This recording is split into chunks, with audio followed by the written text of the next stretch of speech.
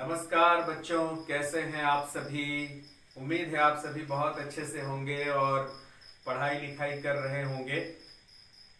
अभी जो पिछला पाठ हम लोगों ने पढ़ा वो अ, भारत के जो पहले राष्ट्रपति महोदय थे डॉक्टर राजेंद्र प्रसाद, उनके बारे में हम लोगों ने पढ़ा। और जो पाठ हमने पढ़ा उससे संबंधित प्रश्नोत्तर भी आपको मैंने उस वीडियो में दे दिया था। वो एक छोटा सा पाठ था। आज जो हम लोग पढ़ने जा रहे हैं बच्चों, वो यहाँ मैंने लिखा है, देखिए, अष्टमः पाठः हिमालयः। और देखिए ये हिमालय और हिमालय पर ये पाठ का नाम। और ये आपकी ही तरह छोटे छोटे बच्चे हैं जो इस पाठ को लेकर के बहुत, कोई हंस रहा है, कोई बहुत उत्सुक है। और फिर इसी में मैंने आज आपके व्याकरण के दो शीर्षक मैंने लिए हैं। व्याकरण से दो चीज मैंने उठाया है और वो है शब्द रूप और धातु रूप। पाठ पढ़ लेने के बाद जो शेष समय बचेगा उसमें हम लोग शब्द रूप और धातु रूप के बारे में भी बातचीत करेंगे बच्चों, क्योंकि पाठ छोटे छोटे हैं और हमें व्याकरण भी पढ़ना है अलग से। तो हम पाठ भी पढ़ेंगे और जो शेष समय होगा उसमें हम लोग व्याकरण भी देखेंगे।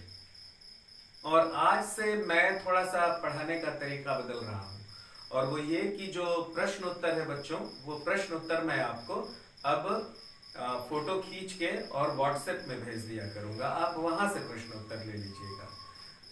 ये जो 45 मिनट का समय है इसे हम सिर्फ पढ़ने में लगाएंगे और अधिक से अधिक पढ़ेंगे हम। और जब मैं आपको व्हाट्सएप में भेज दूंगा प्रश्न और अभ्यास, तो आप वहां से उसे लेकर के लिख लीजिएगा। तो फिर बच्चों हम सभी आइए पढ़ते हैं पाठ को। हमारा पाठ हिमालय यानी हिमालय 8वां पाठ है। आइए जानते हैं हिमालय के बारे में। यूं तो आपने हिमालय के बारे में अनेक बार पढ़ा होगा। आप ये सभी जानते ही होंगे कि माउंट एवरेस्ट हिमालय की सबसे ऊंची चोटी है। और हिमालय जो है वो भारत देश के उत्तर पूर्व में पूरा फैला हुआ है। भारत का जो उत्तर पूर्व वाला इलाका है ये पूरा हिमालय का इलाका है। और हिमालय जो है वो चीन से हमारी सीमा तय करता है। हिमालय पर कई महत्वपूर्ण देश हैं, जैसे कि तिब्बत है, नेपाल है, भूटान है। इस तरह के देश भी हिमालय पर बसे हुए हैं, है ना। हिमालय से अनेक नदियां निकलती हैं, जिसमें हमारे जो देश में कई महत्वपूर्ण नदियां हैं, जैसे गंगा है, यमुना है। फिर पूरब की तरफ आप देखें तो ब्रह्मपुत्र है। सिंधु नदी जो है वो हिमालय से निकलती है और पड़ोसी देश से बहते हुए समुद्र में मिलती है। उसका कुछ हिस्सा हमारे देश में पड़ता है। तो इस तरह से तमाम नदियां हैं जो हिमालय से निकलती हैं बच्चों, बहुत महत्वपूर्ण नदियां। आप सभी चाहें तो आप अपनी भूगोल की किताब से ये देख सकते हैं कि हिमालय की स्थिति कहाँ पर है और वहां से किस किस तरह की नदियां निकलती हैं। ये बहुत महत्वपूर्ण है। तो इसी हिमालय के बारे में हम संस्कृत में पढ़ेंगे। संस्कृत में एक छोटा सा संक्षिप्त निबंध हमारे पाठ 8 में है, अष्टमः पाठ में है। इसे मैं पढ़ता हूँ। आप सभी किताब निकाल लीजिए और आप भी इसे मेरे साथ पढ़िए और इसका अर्थ समझिए। जिसके पास नई किताब है उसमें तो पाठ का सार नीचे दिया हुआ है, लेकिन जिसके पास पुरानी किताब है उसे बहुत ही ध्यान से इसे सुनना होगा और इसका अर्थ आपको सुन सुन करके लिख लेना होगा अपनी कॉपी में। तो मैं इस पाठ को पढ़ता हूं बच्चों और आप सभी को अर्थ समझाता हूं, ठीक है। आप अपनी किताब निकालिए।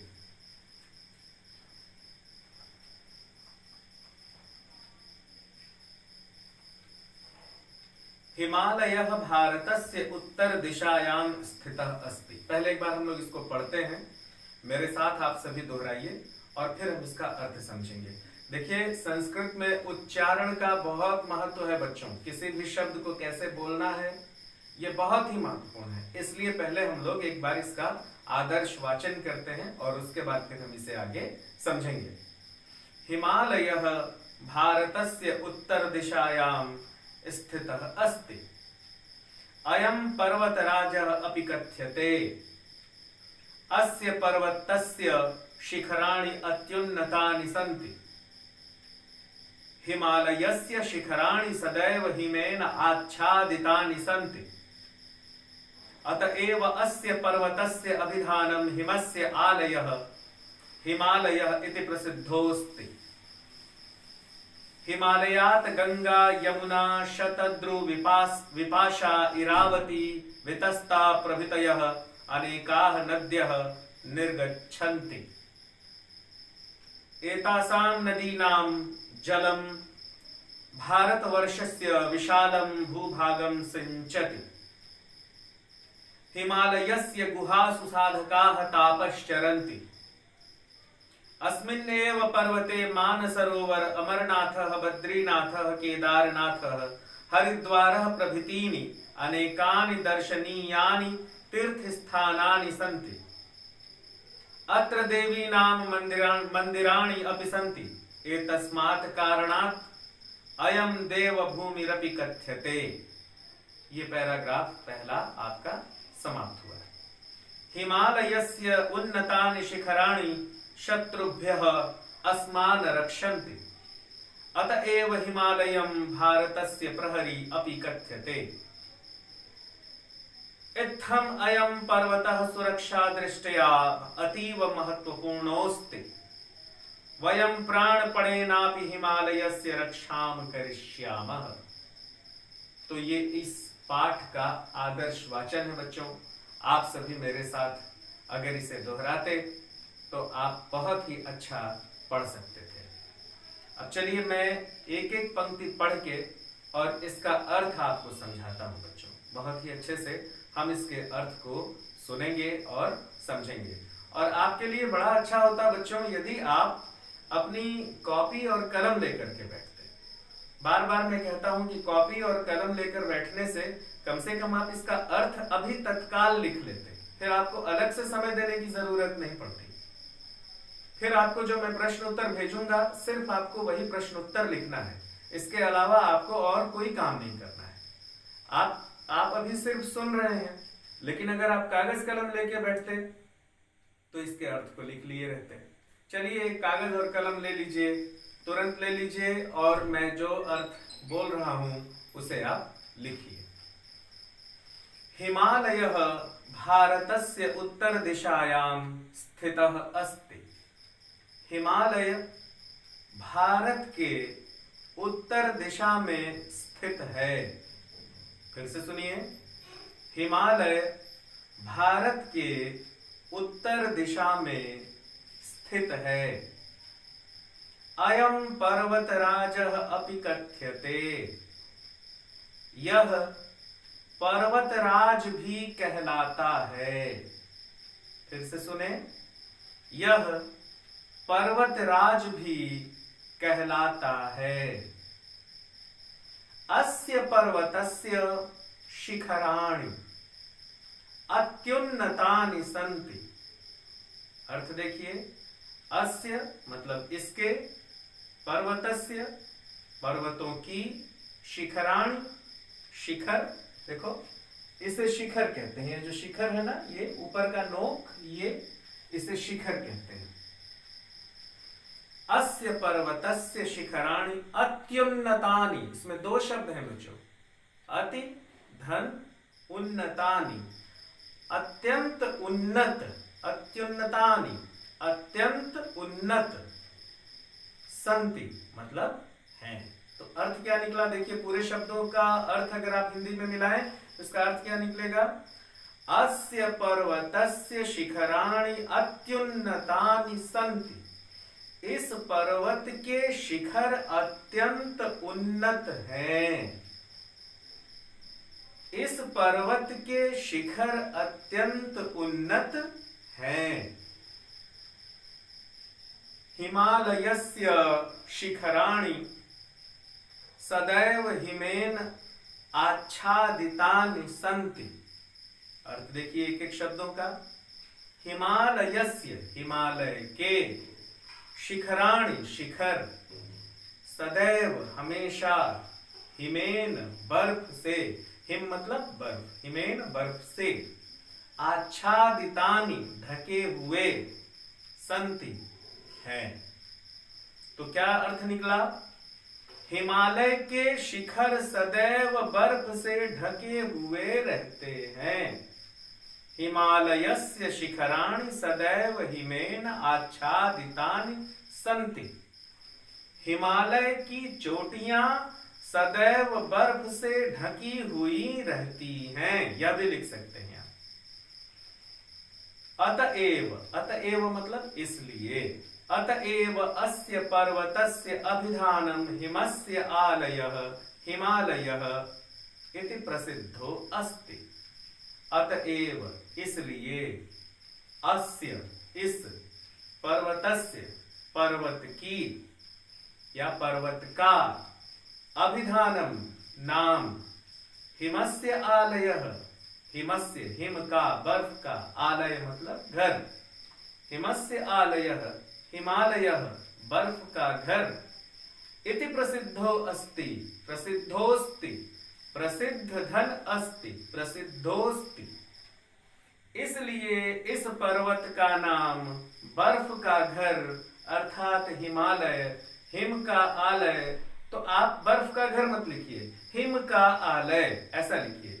इसलिए इस पर्वत का नाम हिम का आलय अर्थात हिमालय ऐसा प्रसिद्ध है। फिर से देख लीजिए, ये थोड़ा सा घुमावदार है, इसे फिर से देख लीजिए।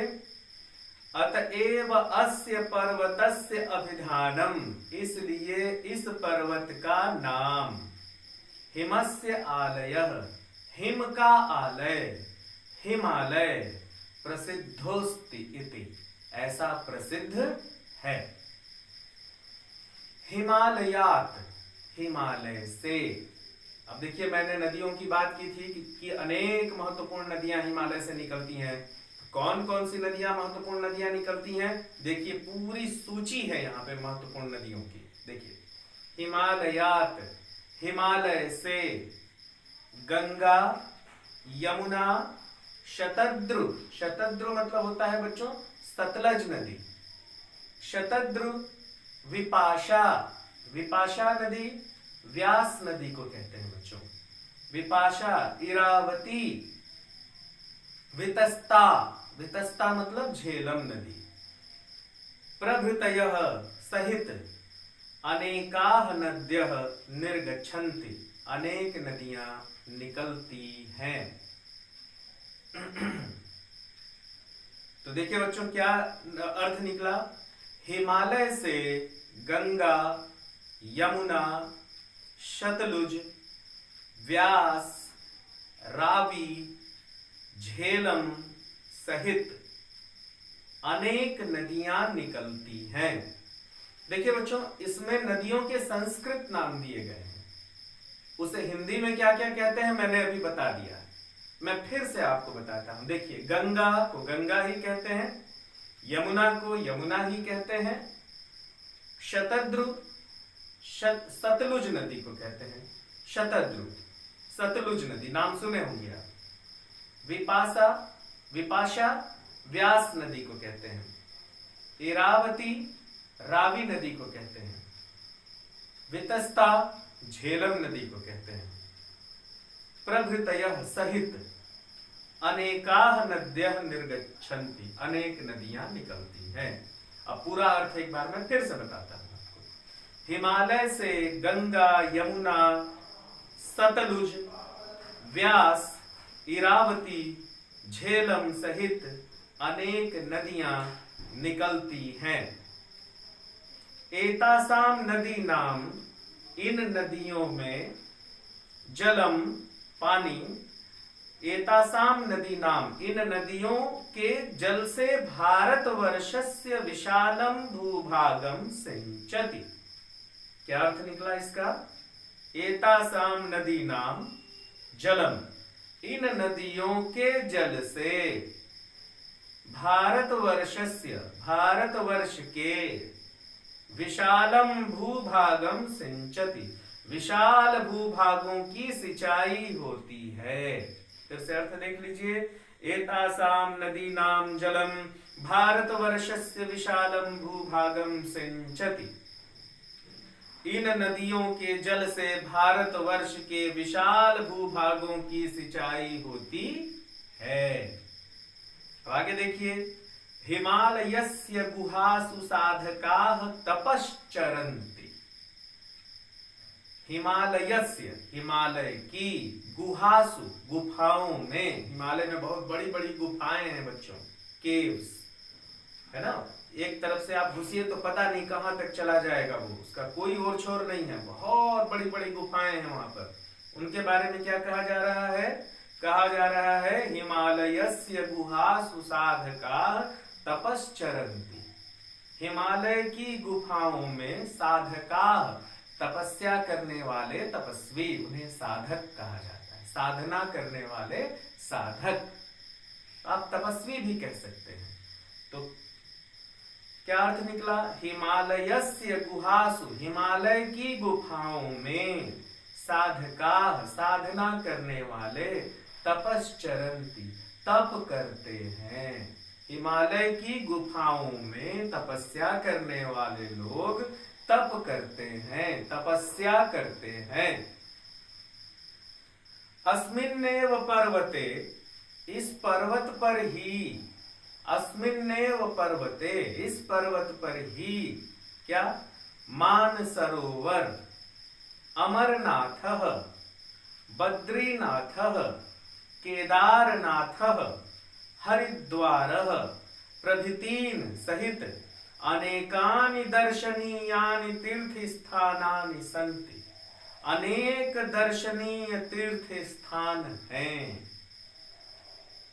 आपने नाम सुना है ना, अमरनाथ, बद्रीनाथ, केदारनाथ, मानसरोवर। मानसरोवर एक बहुत बड़ा सरोवर है बच्चों, बहुत बड़ी झील है, जिसे माना जाता है कि ये बहुत ही पवित्र है।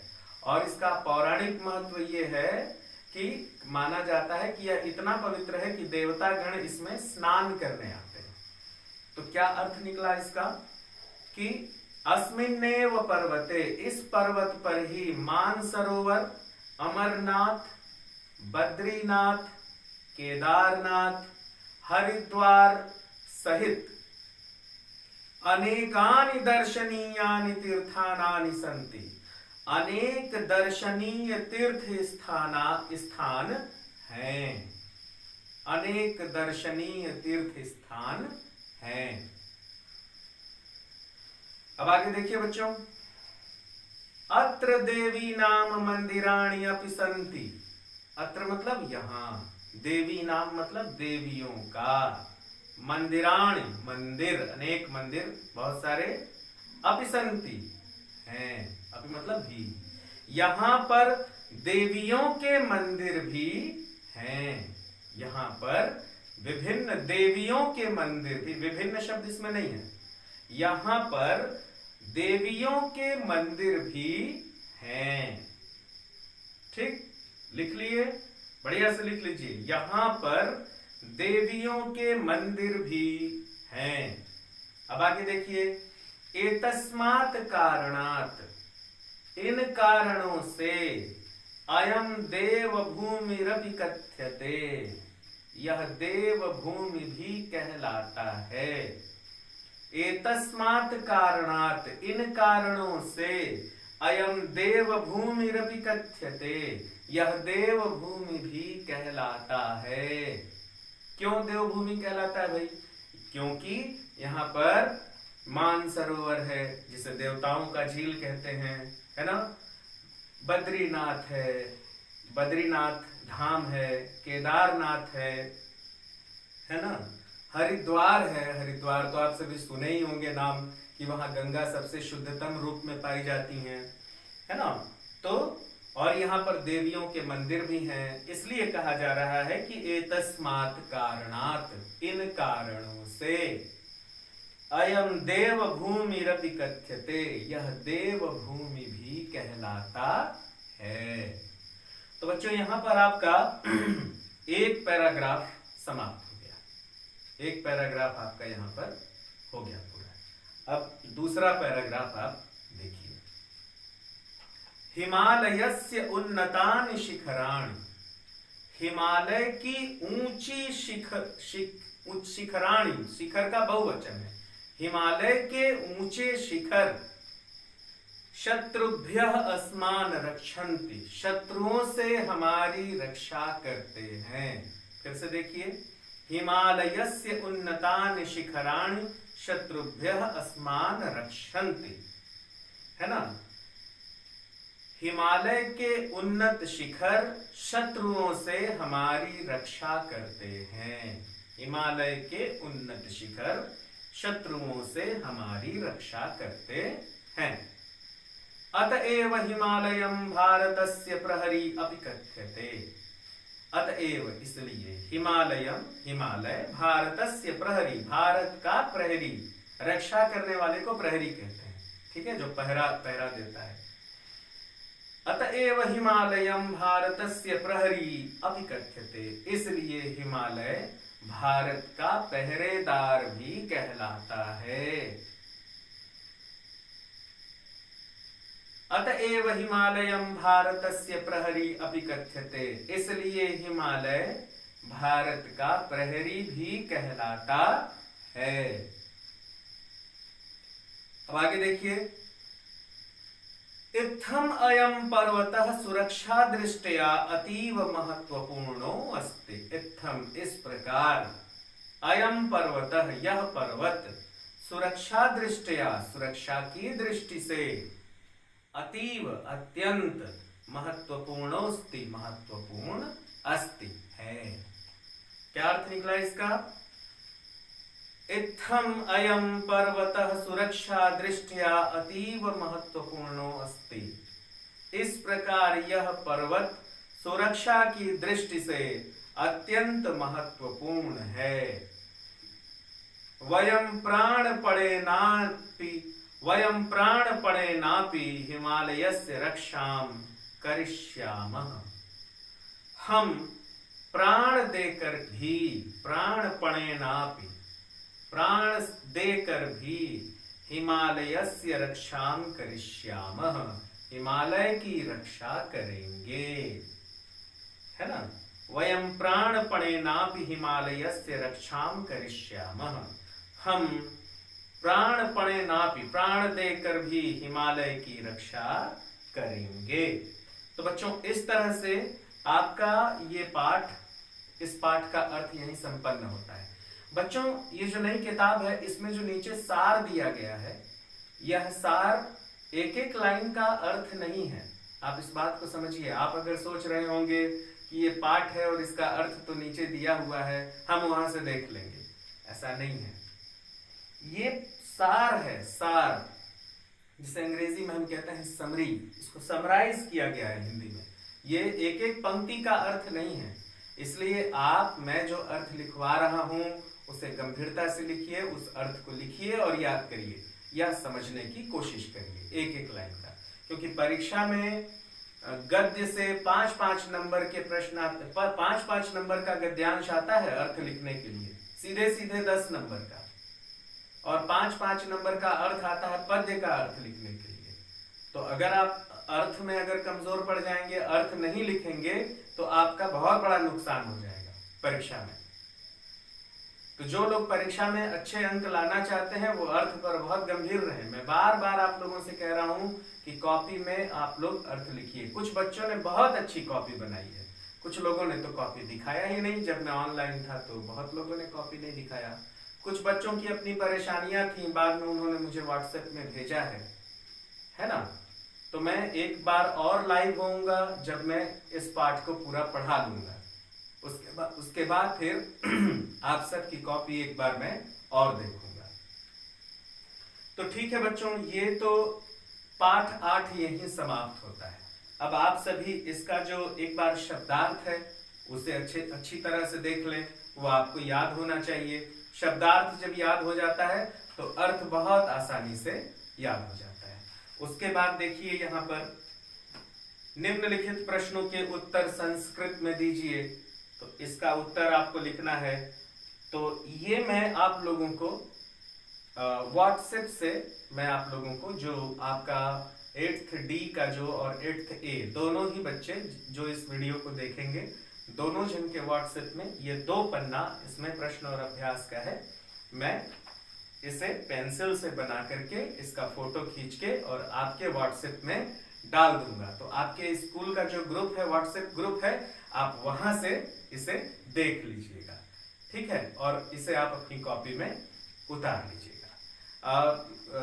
वीडियो में प्रश्न उत्तर देने से हमारा समय चला जाता है, हम उतने समय में कुछ और पढ़ सकते हैं। इसलिए मैंने ये सोचा है कि जब हमारा पाठ जल्दी खत्म हो जाएगा और हमारे पास समय बचा रहेगा तो हम कुछ व्याकरण पढ़ेंगे। कुछ व्याकरण के शीर्षक में आप लोगों के लिए लेकर के आया हूं, उसे हम पढ़ेंगे। और इसके बाद हमारा जो अगला पाठ है, नवमः पाठ, वह है वीरांगना महाराज्ञी लक्ष्मीबाई। बहुत ही जबरदस्त पाठ है बच्चों, इसका अर्थ बहुत ही जबरदस्त है महारानी लक्ष्मीबाई के ऊपर, लेकिन उसे हम आज नहीं पढ़ेंगे, अगली कक्षा में पढ़ेंगे। आज जो मैं आपके लिए पढ़ाना चाहता हूं वो हमारा व्याकरण है, शब्द रूप और धातु रूप। हम पाठ तो पढ़ रहे हैं बच्चों, लेकिन शब्द रूप और धातु रूप के बारे में जानना हमारे लिए बहुत आवश्यक है, ठीक है। तो आपके पाठ में जो शब्द रूप जहां से दिया हुआ है, पृष्ठ क्रमांक 89 खोलिए जरा, पृष्ठ क्रमांक 89 खोलिए।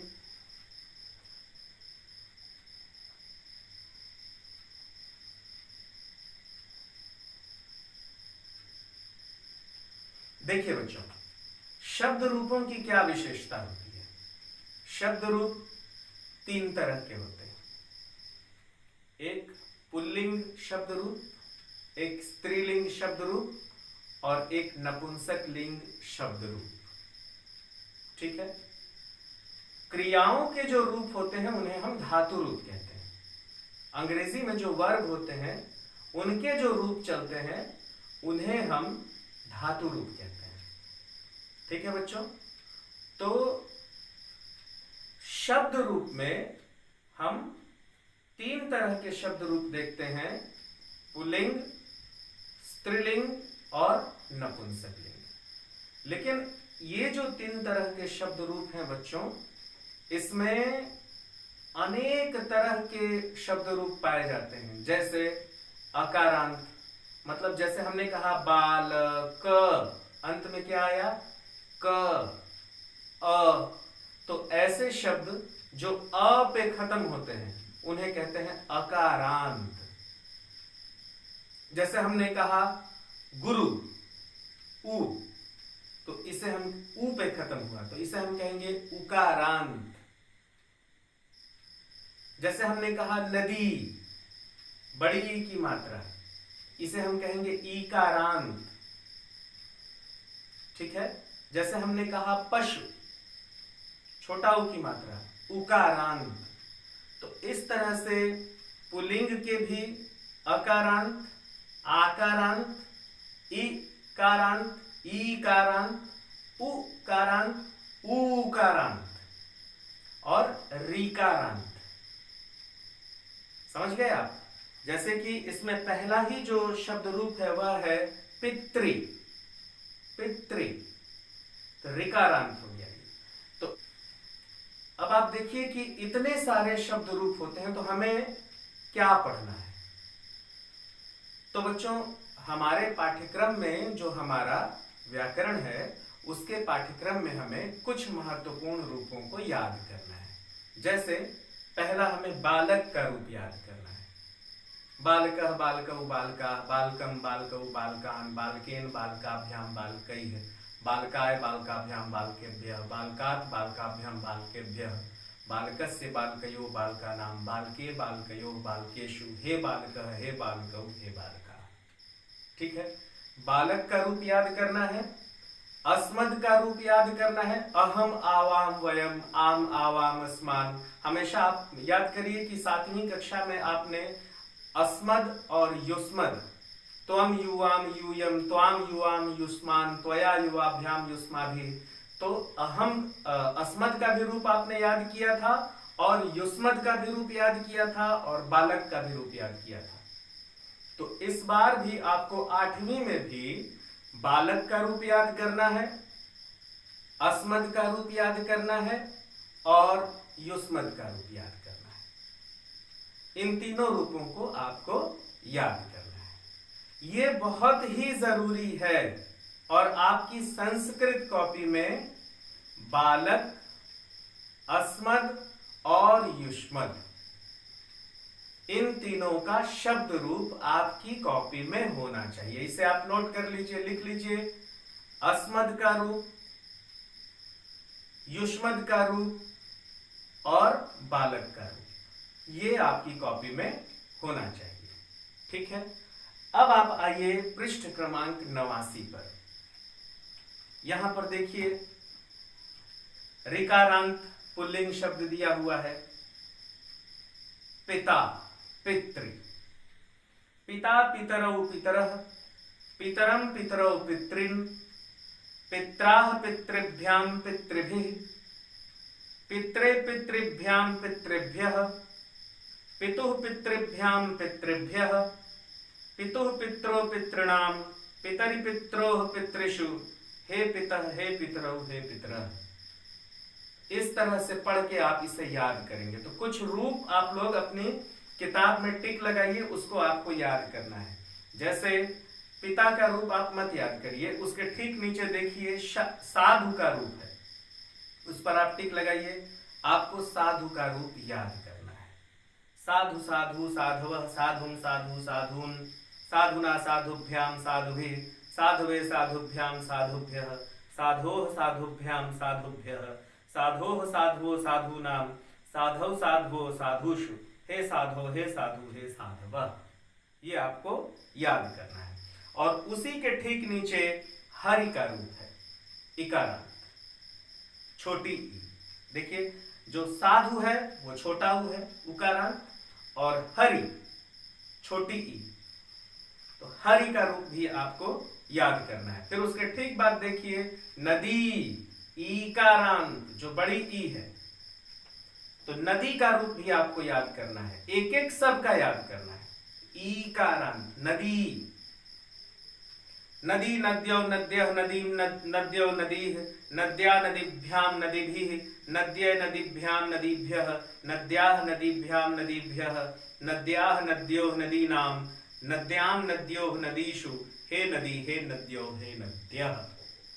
तो जब आप ये शब्द रूप याद करेंगे तो इसके अनेक फायदे हैं बच्चों। पहला तो आपको पढ़ना बहुत अच्छे से आएगा, और दूसरा ये कि परीक्षा में 5 नंबर का प्रश्न आता है कि निम्नलिखित शब्दों का प्रथमा विभक्ति, द्वितीया विभक्ति, तृतीया विभक्ति लिखिए, एक वचन, द्विवचन और बहुवचन में लिखिए।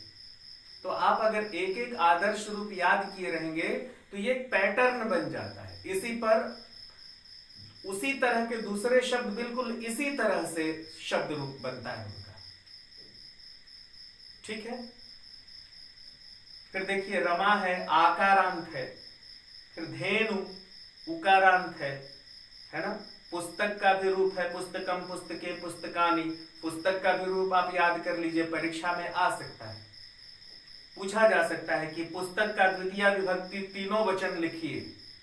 कैसे लिखेंगे आप, अगर आपको याद नहीं रहेगा तो पुस्तक के रूप में भी चिन्ह लगाइए। मैंने कौन कौन सा आपको कहा याद करने के लिए, फिर से आइए 89 पर। साधु, हरि और नदी, पुस्तक और बालक, अस्मद, युष्मद। इतना रूप आपको याद करना है। और संस्कृत की कॉपी में अस्मद, युष्मद और बालक का रूप आपको लिखना है। मैं जब कॉपी चेक करूंगा तो ये तीनों रूप आपका देखूंगा। हम लोग आपको प्रोजेक्ट देते हैं ना, इसे आप प्रोजेक्ट समझिए और इसे अपनी कॉपी में आप लिखेंगे। ठीक है बच्चों। फिर देखिए कवि का दिया हुआ है इकारांत। फिर उसी तरह से मति का दिया हुआ है, यह भी इकारांत है। फिर गुरु है, उकारांत है। फिर मातृ, ऋकारांत है। तो बच्चों इस तरह से जो शब्द रूप है वो आपको याद करना है। और कुछ आदर्श शब्द रूप आप याद करें। अब बच्चों आ जाइए आप धातु रूप में। पृष्ठ क्रमांक 97, 97, पृष्ठ क्रमांक 97 में आइए। देखिए बच्चों, जैसा कि आप 7वीं में पढ़े हैं, याद करिए, पाठ 1 से लेकर पाठ 9 तक आप लोगों ने 3 लकारों के तीनों पुरुष आप लोगों ने पढ़े हैं। पहले 3 पाठ एक ही लकार के 3 पुरुष, दूसरा 3 पाठ एक ही लकार के 3 पुरुष, और तीसरा 3 पाठ एक ही लकार के 3 पुरुष। मतलब आप 3 लकारों पर आधारित 9 पाठ पढ़े हैं। उसे आप कैसे भूल सकते हैं? तो यहां पर आइए, पृष्ठ क्रमांक 97, और यह है धातु रूप। बच्चों, धातु रूप में जो लकार हैं, 5 लकार हैं। लट लकार, लोट लकार, लृट लकार, लंग लकार और विधिलिंग। फिर से देख लीजिए, लोट लकार, लृट लकार, लंग लकार और विधिलिंग। तो ये 5 हैं, लट लकार, लृट लकार, लंग लकार, लोट लकार और विधिलिंग। तो 5 प्रकार के धातु रूप हैं। तो कम से कम किसी भी एक धातु का आदर्श आप मान लीजिए और 5 का रूप आप याद करिए। वैसे मैं जो आपको कह रहा हूं, सबसे जो आसान होता है वह पठ धातु होता है। पठ धातु, वद धातु, और पठ तो सबसे आसान होता है। तो पठ धातु का, हालांकि इसमें पठ धातु नहीं दिया हुआ है, हाँ, पठ धातु नहीं दिया हुआ है, मैंने देखा है इसे। तो आप पिछली कक्षा में जाएंगे तो आपको पठ धातु मिल जाएगा। पठ धातु के जो 5 लकार हैं उसे आप याद करें, और फिर वही जो पैटर्न चलता है, वही जो संरचना है, उसी पर सारे शब्द बिल्कुल वैसे ही चलते हैं। लट लकार का रूप वैसे ही चलेगा, लृट लकार का रूप वैसे ही चलेगा, लंग लकार का रूप वैसा ही चलेगा, लोट लकार का रूप वैसा ही चलेगा, और विधिलिंग का भी रूप वैसा ही चलेगा। ठीक है बच्चों, तो पृष्ठ क्रमांक 97 पर प्रच्छ मतलब पूछना, इस धातु के जो यहाँ पर 5 लकार दिए गए हैं उसे आप चाहें तो याद कर सकते हैं। फिर उसके बाद नृत्य का भी दिया हुआ है। नृत्य भी सरल है, उसे भी आप याद कर सकते हैं। नृत्यते नृत्यतः, नृत्यन्ति, नृत्यसे नृत्यथः, नृत्यत। लेकिन थोड़ा बोलने में आपको कठिनाई होगी, इसलिए मैं कहता हूं आपसे कि पठ धातु सबसे सरल होता है। पठ धातु के आप धातु रूप याद कर लीजिए। तो बच्चों, मैंने जैसा कि आपको कहा कि पठ धातु बहुत ही सरल है, आसान है। आप पृष्ठ क्रमांक 104 देखिए, इसमें भू धातु है ना, जिसका हिंदी में अर्थ है होना। इसके 5 लकार में धातु रूप दिए हुए हैं, ये भी बहुत सरल है। आइए हम इसका एक बार पाठ करते हैं और इसे पढ़कर देखते हैं कि ये कैसा है। जैसे लट लकार, जिसे हम वर्तमान काल कहते हैं।